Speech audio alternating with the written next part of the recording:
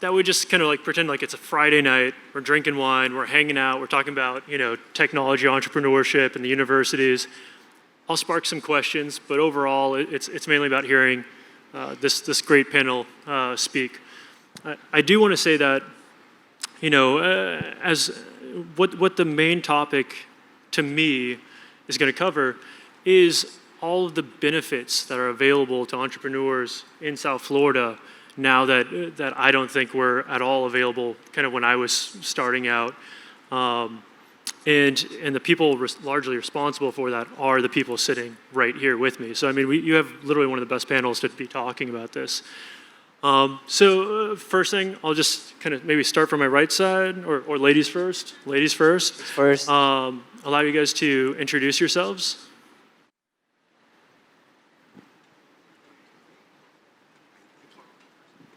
Yes, I have the moderator's microphone.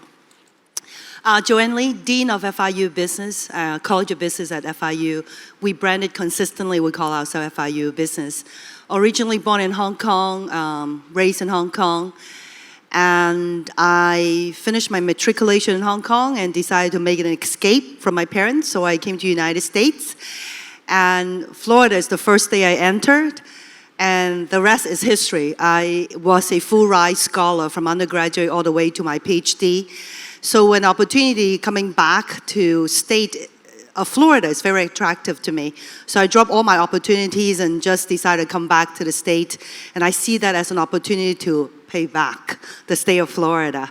And I'm tremendously grateful to serve FIU Business, the largest business school in the state of Florida. And at the same time, I really believe that Miami in many ways remind me of Hong Kong. And I feel like home most of the time.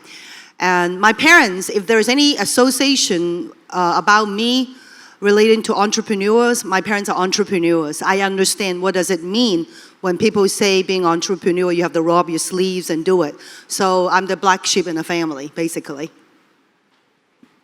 Good afternoon, everyone. So I know Chris said that we were going to pretend like it's Friday night, but it actually is Wednesday afternoon when it'd normally be cafecito break time. So thank you for being here and engaging in this panel with us. My name is Michelle Abbs.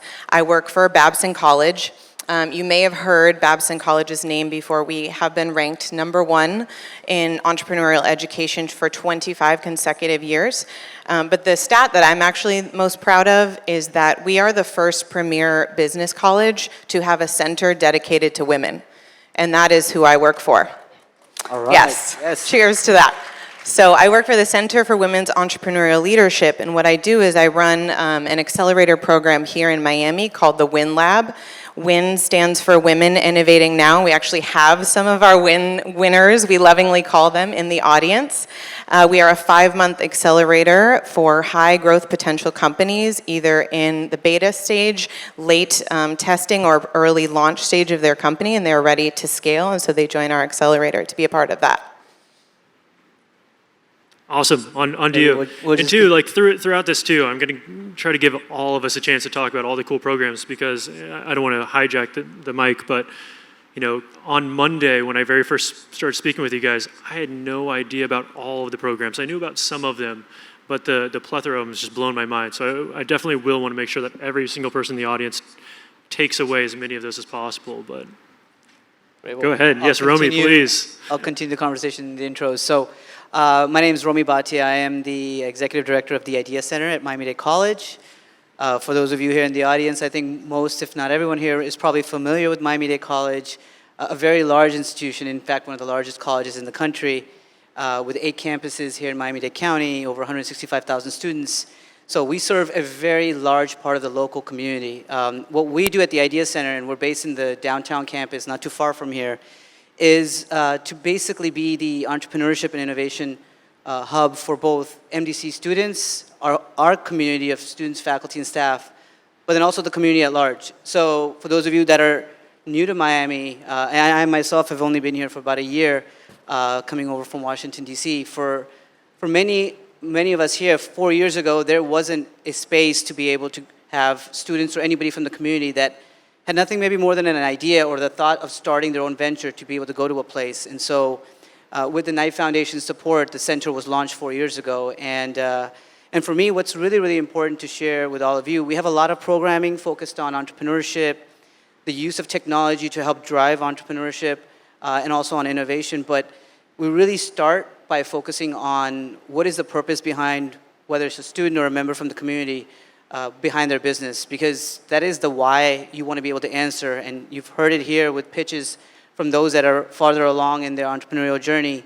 You got to have your why. And so for us, in the digital economy, with so much disruption, we know the skills that are needed, the foundational skills, require really having the mindset of entrepreneurship, whether you go on to launch your own venture or not, and the skills and the technology skills. So from coding programs to using design thinking, we try to bring all of that together at the center. And so for us, it's really nothing more than just walking through our doors to see how we can help someone take an idea, build it, and put it into action. And well, as we saw here earlier, the challenges are immense when it comes to entrepreneurship. Being an entrepreneur can be very, very challenging. So we look at our space as a space to fail early and often, so then we can help you iterate, help you grow. And then just following on Michelle, because we work closely with WinLab and utilize the Babson College curriculum, is to be able to connect our students and those from the community that start at the Idea Center to the great partners we have in the ecosystem, because that's will continue to be necessary. So that's what brought me to Miami a year ago, is to help this ecosystem become more inclusive and to make sure that the partners that we have, particularly here and beyond, are working closely with each other. So I'll stop there because beautiful. we got others to share. So. Rhys. Great, thanks, Chris. So I'm Rhys Williams, Managing Director of FAU Tech Runway. FAU is one of the public universities here in Florida. Our flagship is in Boca Raton, Florida. We have about 32,000 students on that campus. We have 3 campuses additionally in Broward, 2 in Palm Beach County, and then 1 way up in St. Lucie County. So I run Tech Runway, and this is kind of the incubation and accelerator platform for the entire university system. It's been around 4 years. Our companies have been remarkably successful at raising capital and also generating revenue. Our last census, we had 63 million raised and about 64 million in revenue generated. Some of them came in just as concepts. Others had kind of a bit of a running start. But we're fortunate. There's very fertile soil in Broward County. And of course, we are agnostic. I say Broward, Miami-Dade, Broward, and Palm Beach County. We are agnostic when it comes to geography, because we are a regional resource, as many of the universities here are. And I'm proud to say many of our companies and entrepreneurs are here with us today. And we're just getting started. That's perfect. Michael? Good afternoon. Last but not least. My name is Michael Wilson. I'm from the University of Miami.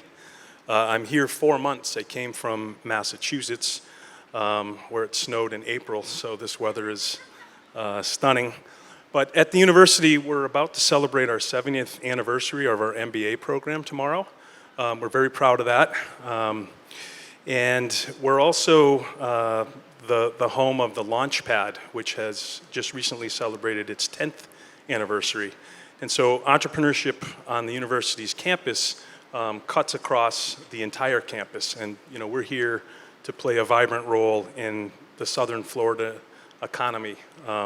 We think that the fact that we graduate 1,100 students every year from just the business school alone is a potent component. Awesome, thank you.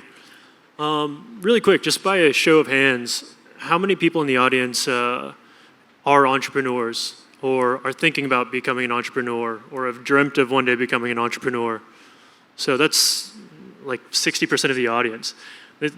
Everything that they'll be talking about, it's not just purely, if you're a student. Most of it's not actually, and that's what really surprised me. Most of it's open to the public. Like, these are programs that all of you guys can leave today and look into more tomorrow, or talk to these people right after, our beautiful panelists, right afterwards about, the programs more. But so, I've got a list of questions, but from here we're just gonna kind of talk, and everybody feel free to talk.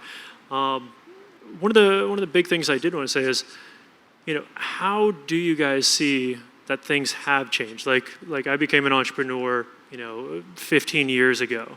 And at that point, there was really nothing. So, and maybe just whoever feels like jumping in, jump in. But what is the difference of today? What's available to people, to the 60% of people in this room?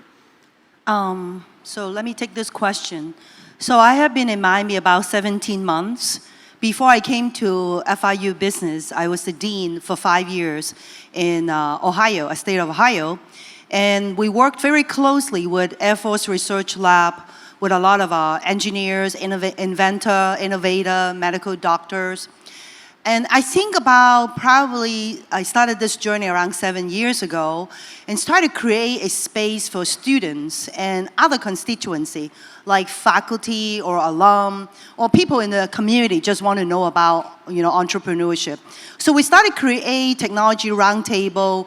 We'll pull people together. We bring Entrepreneur Center in downtown. We play with the Wright Brothers Institute. We play with the Patterson Air Force Base, Air Force Research Lab. And at the time, it's kind of like, we have Catalyst event, we have a few thousand people sitting together and talk about, now Gatorade developed this bottle. So everywhere I went, talked to CEO and C-suite executives, they say, Dean, this is good.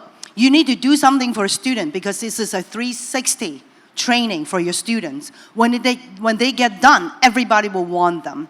So at the time, it's almost kind of like, let's try to pull our student into the Catalyst event with all the entrepreneurs and innovators.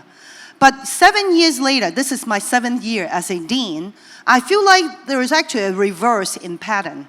We started bringing entrepreneurs in to the space. And on Monday, when I had a discussion with Daniel Seal, the CEO and founder of Unbound, with his beautiful London accent, he claimed himself from Texas, so that's another story. So we're talking about exactly how do you decipher whether the city has the potential to be the true unbound city for entrepreneurship. And I said, well, up to today, universities have changed, we have curriculum. FIU is the 4th largest university in the country. And you're gonna say size doesn't matter. Sure it does. It represents a huge powerhouse of talent. And you ask, well, what's so different about it? Now we have the business school that can be an incubator. We have the engineering school can be an accelerator. And then we also have a startup FIU that is really a framework to provide for anybody in the community to come to FIU. But more importantly, I want to mention that one thing that I talked with Daniel. We decided we're not going to be politically correct, right? So let's say in the educational institution, we're so committed to create all the initiatives. We want to do every single thing single-handedly. It's not going to happen, right? In Miami, we say one community, one goal. What does it really mean? One community really means everybody put everybody's interest ahead of your own selfish interest. That means, let's say if FIU Business create program for incubator, you as an entrepreneur or in your company, you're really pledged to this kind of effort, you're going to come and say, I'll give you 5 internship for your student, right? When the time they've gone through your program, I'll pledge to hire 2 of them. Now that is what we're going to distinguish a city from other city, that we can really make the city work together, right? The partnership itself, it's very important to articulate entrepreneurship development, not only by mechanics, but by spirit and culture. So that's how I feel about it. And you even brought up something while you're talking about kind of bringing in the entrepreneurs. And this is something that I noticed from talking with everybody. I interviewed everybody the last 2 days, so I got kind of a privy information. But we have such a surplus of amazing entrepreneurs in South Florida. And I know, Michael, you even mentioned that you've started reaching out to bring in entrepreneurs and residents. So maybe if you want to touch on that for a second. Yeah, so one thing we recognize in addition to the radical collaboration that the Dean is speaking between the universities and Miami-Dade and FAU, the rich talent of retirees in our community in a 40-mile radius is unparalleled. So one of the things about entrepreneurship, there's an unwritten rule that as an entrepreneur, you want to give back to the emerging entrepreneur because somebody gave to you. And so I think that our Entrepreneurship in Residence program is something that provides natural mentorship to the students that are dreaming and hoping of becoming, whichever sector. The other point too, coming from Massachusetts and seeing Boston emerge, I've never seen so much talent and resources in an area. And I think we're all craving and crying to connect and spool thread that as a community. So I think Southern Florida has a unique opportunity to get it right, and it's very, very exciting. It's awesome. And then I'll, go for it. Go for it. So I actually wanted to share one way that I think it's changed and one way that it has not, that it needs to. So one thing that's really important that Babson does is they publish a research study called the Global Entrepreneurial Monitor, the GEM report. And the GEM report data that was just released last year, so this is fresh data, shows that Miamians are more prone to be entrepreneurial, which is really exciting and a huge opportunity for all of us to help provide the education and the resources to them. But what we actually found is that in Miami, we have more necessity-based entrepreneurs than opportunity-based entrepreneurs. And what really makes communities of entrepreneurial ecosystems thrive is when that ratio is much lower.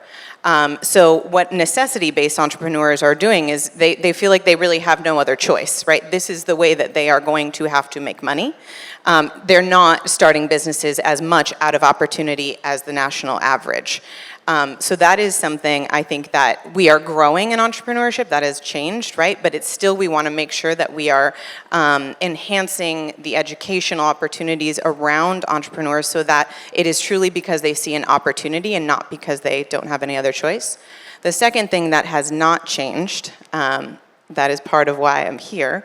So raise your hand if you have ever heard the extremely jarring statistic that only 3% of VC funding goes to females. Raise your hand if you have heard that. Yeah, so that's real, first of all. Like, let that sink in. That number was first published in 2011 in a Babson study called the Diana Project. That number has not changed. In fact, it's like 2.7% now. And I think that's a catastrophe and something that we need to really focus our energy on, and we really have an opportunity to do that here in Miami. Yeah, no, definitely. And I know we sidebarred that too, and I could talk for hours about it, but it is an important thing. But that's, if you guys didn't hear earlier, about Women Innovation Now, it's this amazing program for, you should explain it better than I do, but if you have a partner or a founder who's a real stakeholder in the business, somebody who's actually making the change in the business, just this amazing program for, I think not just for, a female-led company to understand and kind of get trained on the things to make them excel, but also to be around a group of people that are helping, prop each other up. So it's an excellent program. I'm gonna jump to you, Romi, because I think when I was talking with you, one of the most interesting things was, you're like, I run the Idea Center, and you start telling me about this program, then that program. I'm like, wait, you have an incubator, an accelerator, now you're helping people afterwards, and all of it's happening. So like, if you want to kind of dive into the plethora of opportunities you have for entrepreneurs, I think that'd be amazing. So as Chris is referring to, a lot of what we do, all of it is under the premise that we are a center in an open access institution. I want to stress, and I'm going to pick up on a point that Michelle just made, but for all that Miami is doing to evolve and grow, it's really important that these resources are accessible and affordable to the community of homegrown entrepreneurs. And I definitely agree that many are started out of necessity, and we'll work with them. So as a part of even the description for this panel, we don't just focus on tech entrepreneurs, tech-based businesses, because we teach a lot of technology courses, but also non-tech, understanding that technology is disrupting their particular industries, learning how to harness it. That to us is really critical. And we understand our sphere of focus from ideation to launch to early stage. After that, what I'd rather do at the Idea Center is to have them connected to WinLab or Radical Partners or one of the many other organizations that have a dedicated focus and a proven methodology to be able to scale and grow those businesses, because that is where we're struggling as an ecosystem. It's well known that we are a great hub for startup activity, but we're not great at scaling up, let alone sustaining many of those businesses. And some of that's going to be a natural attrition that exists with all entrepreneurs.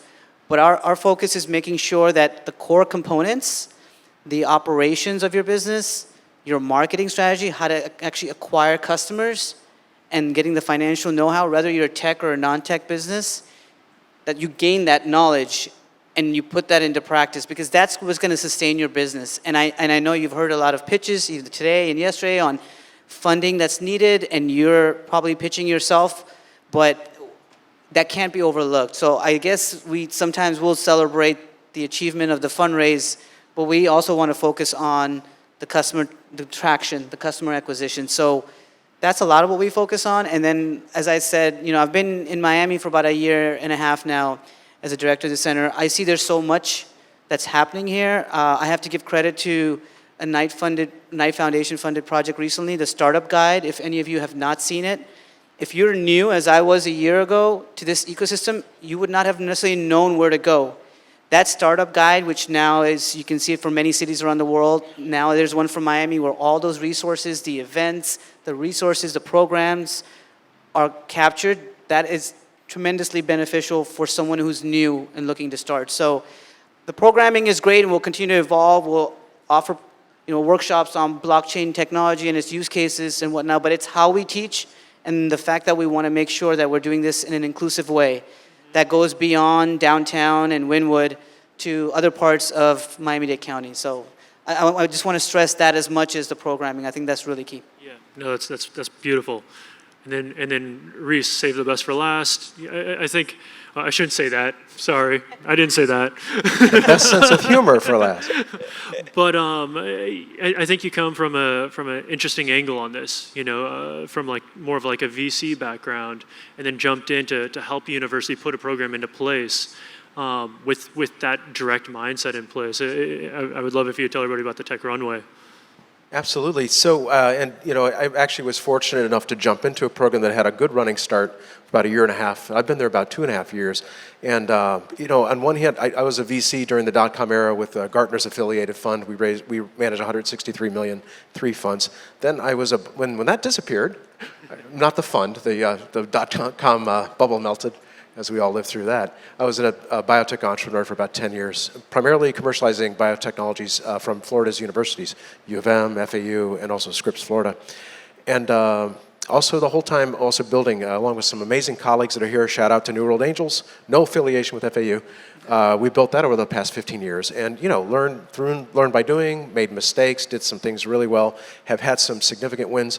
And so kind of doing all that at the same time, FAU came knocking on my door about 2.5 years ago, and I thought, this is crazy. What is this thing, this university? It's beautiful, it's bold, it's wild, it's dysfunctional, it's insane. Meaning the university environment. I thought, what a great opportunity. Because there's a Venus-Mars problem I've seen. In terms of investors speak one language, they'll always speak that language. And entrepreneurs have a whole different worldview in many key respects. And they cannot, nor should they, get out of that mindset. So I thought, well, this is a really fun, unique opportunity to try to bridge that kind of, those two worlds. Being humble and building a team and all that. And so I'm just really, really encouraged by the huge promise of universities. They're this beautiful, open, honest space where really unique populations of investors, of service providers, of mentors, of entrepreneurs can meet. They really have to learn, though. They need translators like all of us here to really kind of tell everybody what this really means or why. The entrepreneurs, the investor's not being greedy. This is why they're asking for that. And it just comes across, maybe we're not understanding. And hey, investor, it's not evil for an entrepreneur to really want control. And so that's kind of been a big part of the journey the past 2.5 years. Perfect. And you'd say the runway, it really is in that kind of stage of now preparing people that are running a tech startup for kind of going and talking with the kind of like your angel round of funding, would you say, or more of like your Series A? I'm sorry, I didn't quite follow. No, so I was saying Tech Runway is really helping tech entrepreneurs who are already running a startup to kind of prepare for like their big round of funding, or? This was one of the biggest challenges of a university program, I think, in that on one hand, you need to help the students and the faculty members. That could be nothing more than incubation. They just have concepts or technologies that need to become products, companies, hopefully industries. So that's the earliest stage. And most investors might shy away from that or do. On the other hand, you have to have the DNA of the regional entrepreneurs, the best in class, the best serial entrepreneurs you can bribe, wheedle, kick to get into your program. We want you in our roof. because their brilliance and their contacts and their knowledge of past failures is going to rub off on the faculty and the students. So in a way, you have to run both programs simultaneously, I think. An accelerator for the community-based entrepreneurs and an incubator for the faculty and the students. It's not easy, but the rewards, if you can pull it off, are immense. Awesome. And did you have something, Romi? No. Okay. Just concurring with, yeah. So, even I'll admit, when I very first was talking with you guys, I didn't understand the big difference between, a traditional business degree and an entrepreneurship degree. And every single person here is really focusing on entrepreneurship, which is, actually starting your own business. And so everybody here has a lot invested, I think, in South Florida, actually succeeding at being, successful with its businesses. One of the questions I had was, from the tech entrepreneurs specifically that you're seeing in South Florida, what types of things do you guys want to be seeing more of from them? What will help them grow and be successful in South Florida? And then from there, what things can you guys do to help make those things, find their way in place? So let's talk philosophically, right? We have to be mindful. Miami is Miami. We don't have to be Silicon Valley. People always think of Silicon Valley is the model. Silicon Valley model is very technology driven. It's like a technology shock. Then you got a lot of VC funded, already there. And the fact of the matter is Miami doesn't have that kind of attention of the VC, right? Then the next question you ask yourself is, okay, if we really don't get the attention of the VC, you're gonna think like an entrepreneur, right? How can I start my business without the traditional VC route, right? And I already said it many times, Miami is very strong personality. You come in here, people hugs and kisses, a very warm community, right? And why is it could be a headquarter too for Amazon? Because of this very attractive, diverse population here. Then you ask yourself, okay, one thing I'm mindful of, I don't need to be Silicon Valley. I got to break free from doing this. And the second thing is you talk about traditional degree versus an entrepreneurial degree, right? As Daniel Seal said that, can I really teach an entrepreneur? And many entrepreneurs here, 60% of you here were like, not really. It's something in you. So what is the institution trying to do to help you? We try to enhance something very special in you. We try to give you some hardcore practices, right? You need to know the finance, you need to know the accounting, you need to understand HR, you need to understand the law, you need to understand how do you do all the other things and get the attention of money. All these things are hardcore. But there's something very essential skills in you that I do believe as a higher education, we may not be able to teach you, but we can wake up that part of you to make you to be a really good entrepreneur. So that's what I believe, and I really often want to remind many of our colleagues here in the audience, do not need to be Silicon Valley. Think about how to create collaboration with a 6 million population here. What can you do together, not alone, to make that out there? Love that. That's a great point. That's a great Love that. point. I wanted to follow up on that point. I think what's unique for Babson College, other than you all are here locally, we're a hub. And the hub strategy, we've seen other colleges who have tried hubs in other cities, and they've actually had to close their doors. And we do not want that to happen here. When we talk about being number one, that doesn't matter if we aren't serving the needs of Miami.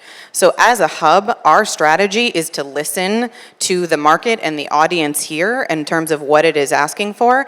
And Chris, I know you brought up that a lot of entrepreneurs, want this training and education, but we're also hearing, corporate leaders who want their employees to have that mindset. So we are offering, executive education programs geared towards that as well, and I think that's a really important piece. But you just inspired me when you compared us to Silicon Valley, because I think what's really important about Miami is everyone talks about our diversity, right? That's like our major asset we're so proud of.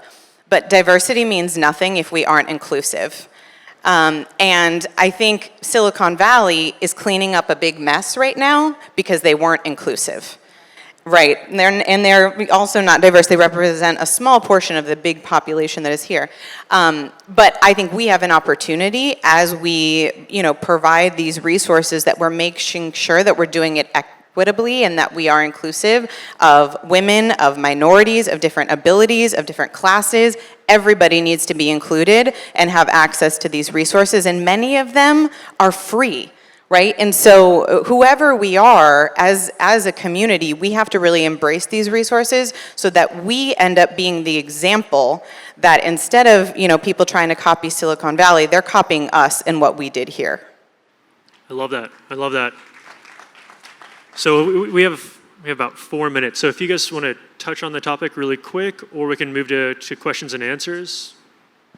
I just want to hit real quick. You said, Yeah, what might we want to see more from entrepreneurs? I'll say two things. One is there's a really exciting movement coming out of an I-Corps. It's called the I-Corps program, but it's the concept of evidence-based entrepreneurship, and that is face every question as a hypothesis. That way you're not failing, you're disproving or proving a hypothesis, and pivoting becomes something to be celebrated, and really, you become an artist at pivoting. So if you use evidence-based entrepreneurship and approach everything as a hypothesis to be proven or disproven, and just get out there and play in traffic. Talk to as many customers, try to find that value proposition, map it to a customer segment to find your product market fit. I'd like to see more of that because I have seen firsthand with faculty entrepreneurs how incredibly powerful that can be.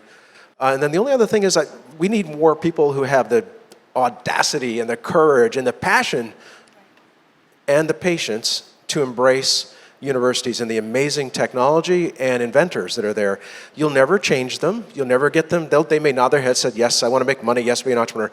They don't really understand what you're telling them. So you have to learn their language, and it's frustrating, but it's true. Understand the world of grants and postdocs and publications and research and funding the way they understand it. If you do that, you will be amazingly rewarded because there's some of the most amazing, earth-shattering, disruptive technologies on the planet are right in our labs, right here in South Florida.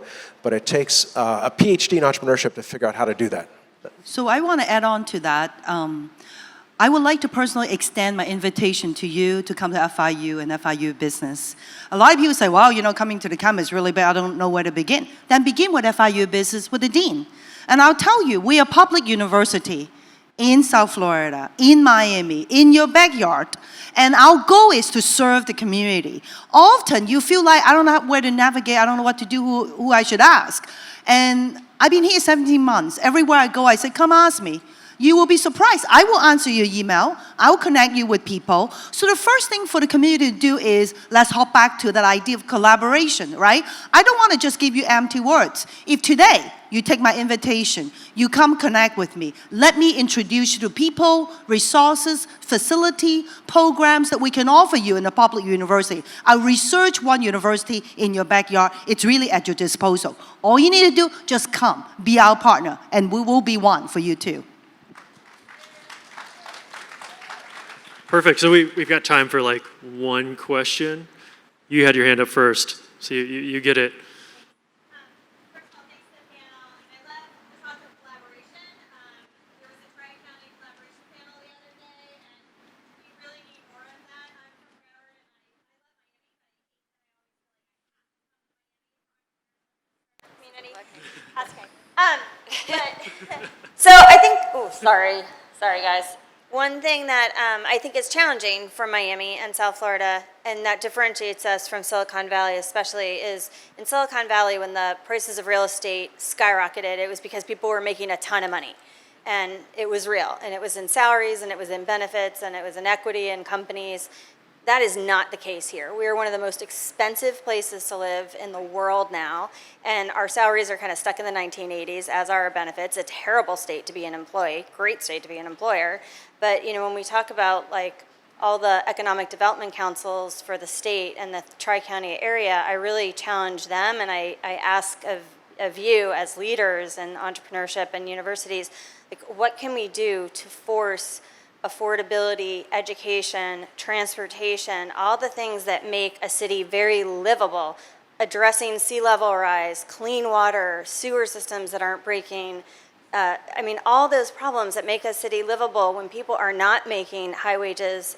To your point, Michelle, you know, this is entrepreneurship out of necessity, not opportunity. Most of the entrepreneurs here are not making huge salaries in these big startup communities. So, you know, what can we do to address that? The education, university sorry, together. I don't mean to interrupt. I'm going to get fired because we're going on. But what's the main question out of that? If there was one thing you want somebody to answer? How do we put pressure on either the state or us as Tri-County to make it more affordable so that people can afford to take the leap into entrepreneurship? Okay. I'll mention something really quick, and I'm going to allow others to as well. For me, it's two words, and we're doing a lot of this at the Idea Center. It's civic engagement. It's taking the UN Sustainable Development Goals, not making them sound something that's just far and disconnected, and bring them down to the local level, starting with a number of workshops to just elevate the conversation, engage civic leaders, and get our public officials and other stakeholders to be invested in helping find the solution. But a lot of the work on social impact, I have not seen a lot of. The Idea Center wants to help support that, so I think that's something we can do on a collaborative basis. But that civic engagement is really important. It's not just solving a problem through technology, it's also looking at our social challenges. Perfect. And then the last thing I'll say, and then I'll get us all off stage, is to that point, you know, one thing that I realized through talking with all of you is how many tools are now available that are actually free, you know. Literally every single person on the stage has put a really amazing program out there at no cost or often paying people to literally be in the program. And those are tools that just I haven't seen before. So, I mean, I applaud all of you guys for doing that. I think you're helping to get us closer. So thank you. Thank you, Chris. Thank you, everybody.